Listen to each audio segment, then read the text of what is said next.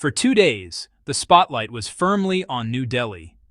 Russia's president arrived on a high-profile state visit, and Indian media treated it like a strategic milestone. Headlines talked about a rock-solid partnership. Commentators spoke of history being made. Expectations were sky-high. This visit was supposed to mean something.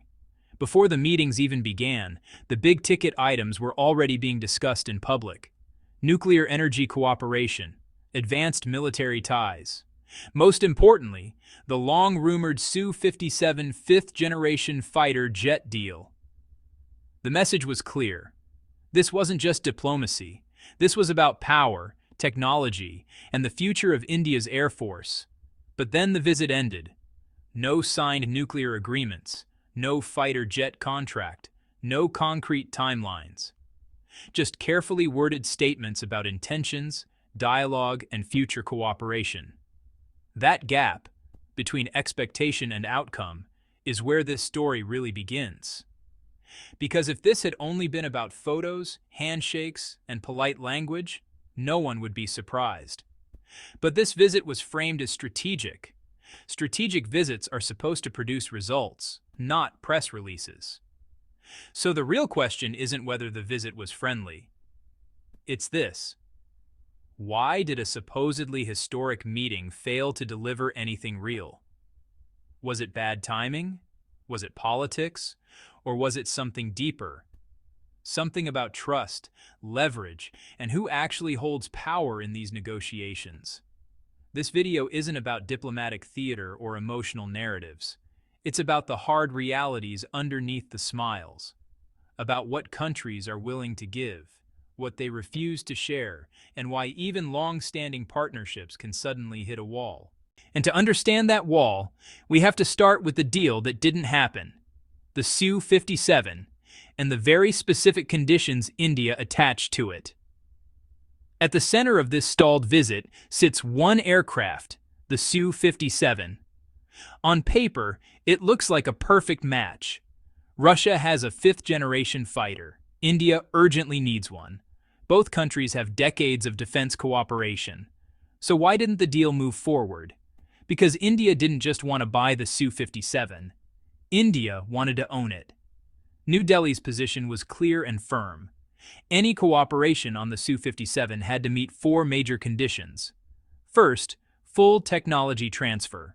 Not partial access, not black boxes, but deep knowledge of how the aircraft actually works. Second, local production inside India, under Indian control. Third, authority over critical components, meaning engines, avionics, sensors, and software. And fourth, the right to upgrade and modify the aircraft independently without asking Moscow for permission. In simple terms, India wasn't asking for a jet. It was asking for the keys to the factory. Russia's position, however, was very different. From Moscow's perspective, the Su-57 is not just a product. It's the result of decades of research, massive investment, and combat-relevant technology developed under extreme pressure. Russia was open to cooperation, but on its own terms, limited technology exposure, shared production benefits, and profits tied to large export volumes. That's where talks quietly broke down. Each side believed its demands were reasonable. Each side believed the other was asking for too much.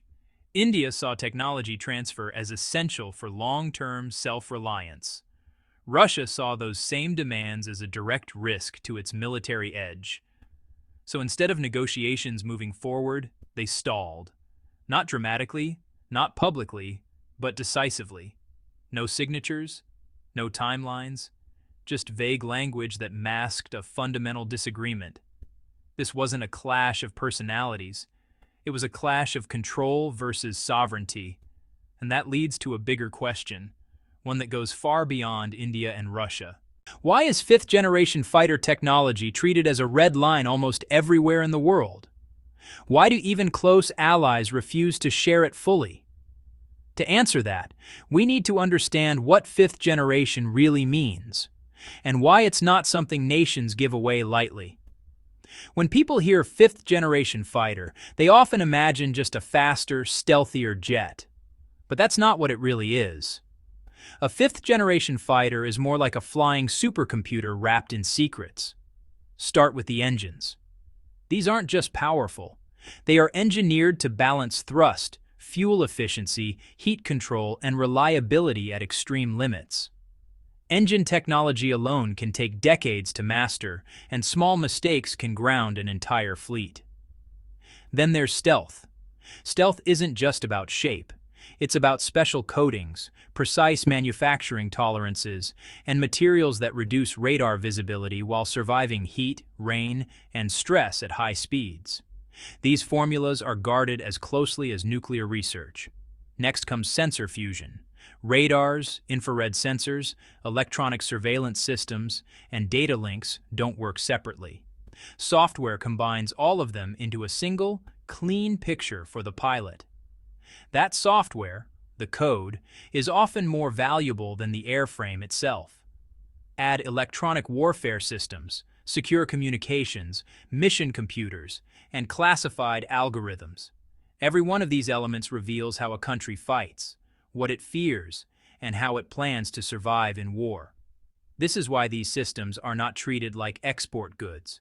They are treated like national DNA. History makes this very clear. The United States does not give Japan or South Korea full access to the F-35's core software. Even Britain, Washington's closest military ally, does not control every layer of F-35 technology. European joint projects, like France and Germany's future fighters, are slowed precisely because no one wants to give up control over the most sensitive pieces. And this is during peacetime.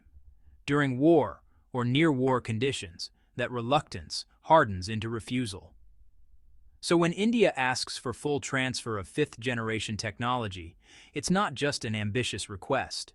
It crosses an unwritten global rule. No nation hands over the heart of its air power, especially when that power defines its survival. Understanding this isn't about taking sides, it's about recognizing limits. And once we recognize those limits, another uncomfortable question appears. If India wants this level of control, does its own defense industry currently have the depth to absorb it?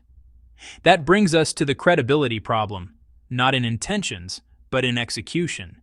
To understand why partners hesitate, you have to look beyond ambition and focus on delivery. India has never lacked vision in defense projects. What it has struggled with is turning that vision into reliable, on-time, fully indigenous systems. Take the Tejas fighter program. It was launched decades ago with the goal of creating a modern, homegrown jet. Yet even today, the aircraft depends heavily on imported engines, radars, and avionics. Development timelines stretched far longer than planned, costs rose, and performance targets were revised downward along the way. This doesn't mean Tejas is useless. It means the gap between designing a fighter and industrializing one is enormous. Now look at the AMCA, India's proposed stealth fighter. On paper, it looks impressive. Concept art shows sleek lines. Specifications promise advanced stealth, sensors, and multi-role capability. But at this stage, AMCA exists mainly as models, presentations, and test plans, not production lines. Real fighter programs aren't measured in slides. They're measured in flight hours, failure rates, and supply chains. A modern fighter requires hundreds of specialized suppliers producing parts to microscopic tolerances. Miss one component, a turbine blade, a sensor chip, a software update, and the whole aircraft is grounded. This is why even experienced aerospace nations struggle. India's current reality is that many of these critical pieces still come from abroad. Engines, radar modules, electronic warfare components, imported. That creates hesitation among partners because transferring sensitive technology isn't just about trust in intentions.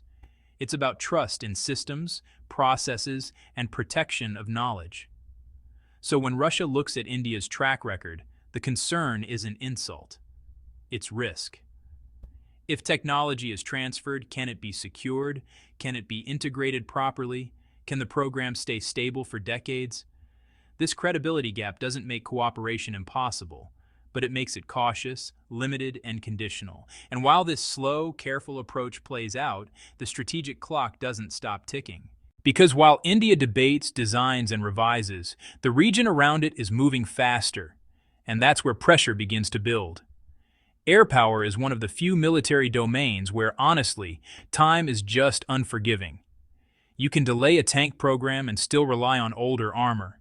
You can stretch a naval project and keep ships at sea. But fighter jets, well, they age fast. Technology moves even faster. And adversaries don't pause while you catch up. This is where India's situation starts to feel a bit like a pressure cooker. Pakistan's confirmation that it will acquire the J-35 changes the regional balance. It doesn't matter whether the numbers are large or small at first. What matters is the signal, fifth-generation capability is entering the neighborhood. Once that happens, timelines suddenly matter. A fighter that exists in service, even in limited numbers, changes training, tactics, and deterrence. A fighter that exists only as a plan doesn't. No amount of concept art or future promises can substitute for aircraft that actually fly. This is why military planners often say, PowerPoint doesn't deter anyone. At the same time, India's options are narrowing. Russia is willing to cooperate, but not on full ownership terms. The United States offers advanced platforms, but with strict controls and, honestly, no real technology transfer.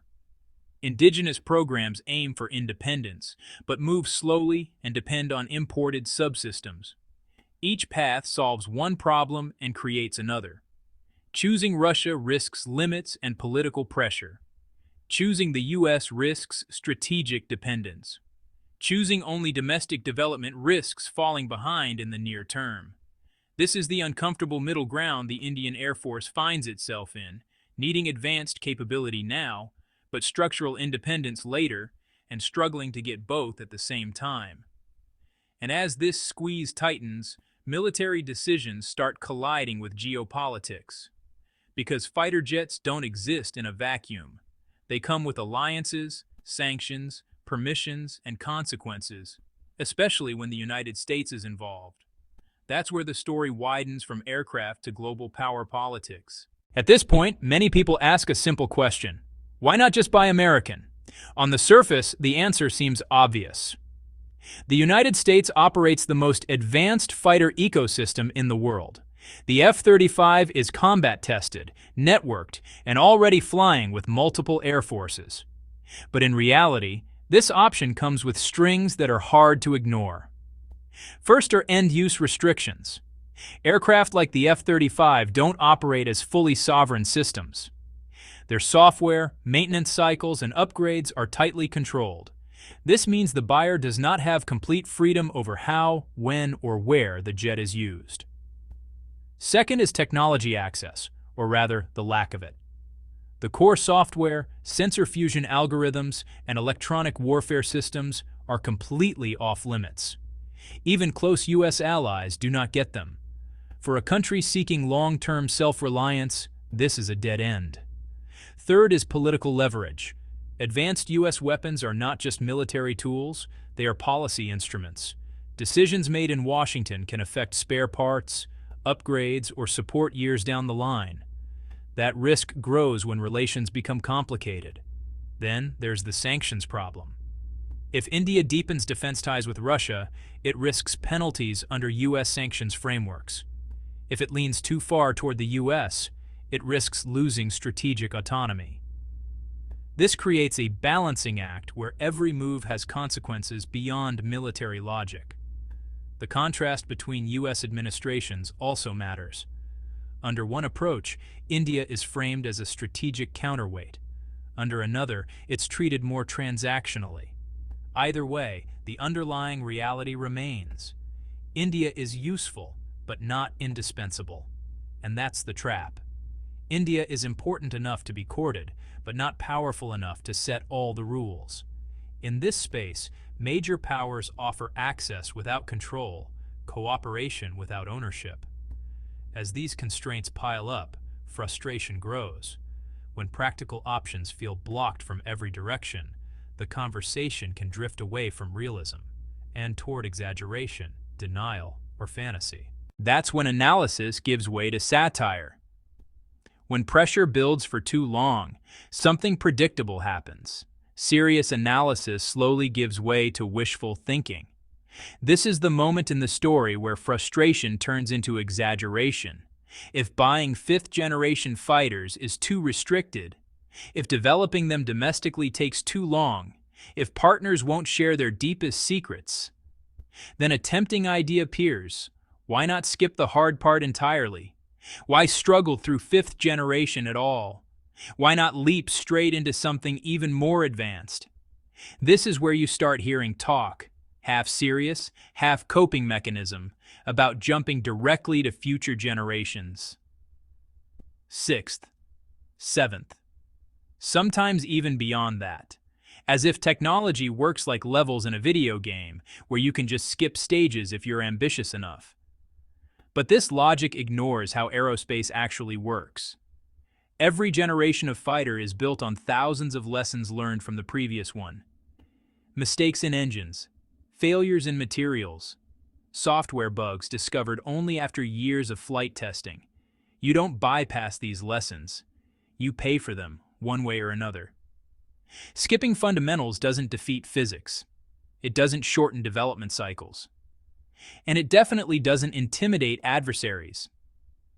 This kind of thinking isn't unique to India. Every country under strategic stress goes through it. When reality feels unfair, fantasy becomes comforting. Grand visions replace boring details. Announcements replace manufacturing. PowerPoint replaces production. The satire matters here because it exposes a truth. Ambition without groundwork doesn't accelerate progress. It delays it. And once the joke runs its course, the conversation has to return to something less entertaining, but far more important: how real power is actually built. Once the satire fades, what's left is a hard, quiet truth. Air power doesn't come from speeches, visits, or announcements. It comes from ecosystems, deep industrial bases, stable supply chains, skilled engineers, disciplined program management, and decades of trial and error. Fighter jets are not shortcuts. They are outcomes. Every country that operates advanced aircraft today paid a long price to get there. The United States spent trillions and crashed prototypes. Russia burned through multiple design bureaus. China absorbed failures quietly for years before results appeared. None of them skipped steps. None of them got everything through cooperation alone. That's the lesson hiding underneath this stalled visit. India's ambition is real. Its strategic need is real. But ambition can't replace absorption capacity, and urgency can't force others to hand over their crown jewels. Partnerships help, but they don't substitute for foundations. So the real question isn't whether India deserves advanced fighters. It's whether India is prepared to build the system that sustains them. That means investing patiently in engines, materials, software, testing infrastructure, and human capital, even when progress is slow and invisible. It means choosing realistic partnerships instead of symbolic ones. And it means accepting that independence is earned over time, not negotiated in a single deal. The story of this visit isn't about Russia rejecting India or the US cornering it. It's about a country standing at a crossroads between desire and capability. And that brings the debate back to you. Can ambition outrun capability, or must capability always come first? Let me know what you think, because this question doesn't just apply to fighter jets.